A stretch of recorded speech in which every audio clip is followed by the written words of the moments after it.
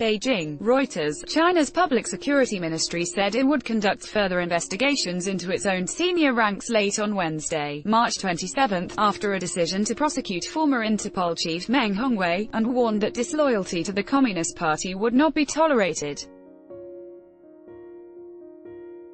China had announced earlier on Wednesday that an investigation had found that Meng spent lavish amounts of state funds, abused his power and refused to follow party decisions, and that he had been expelled from the party and sacked as deputy public security minister.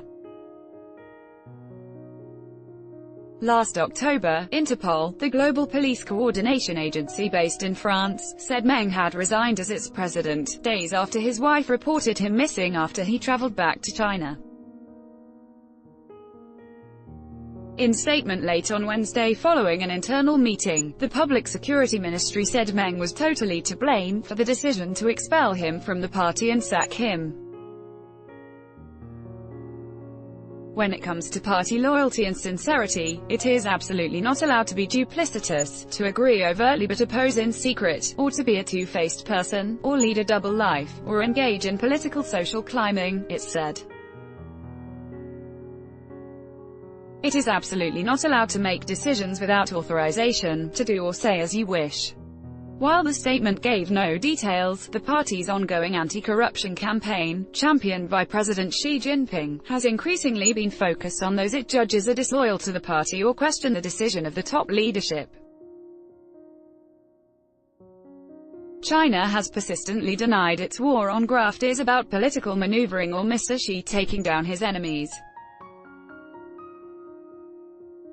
Mr. Xi told an audience in Seattle in 2015 that the anti-graft fight was no House of Cards-style power play, in a reference to the Netflix U.S. political drama. The ministry said there needed to be a thorough rooting out of Meng Hongwei's pernicious influence, and that there would be further probes on others. For those in leadership positions in the Public Security Ministry connected with Meng Hongwei's case, no matter how high or low, no matter who is involved, no matter their position, all must be seriously handled in accordance with the law and discipline. The government announced its plans to prosecute Meng after Mr. Xi returned from a state visit to France, where President Emmanuel Macron raised the issue of human rights in China and certain specific cases, a French presidency official said. It has not been possible to reach Meng for comment since he was detained. It is unclear if he has been allowed a lawyer.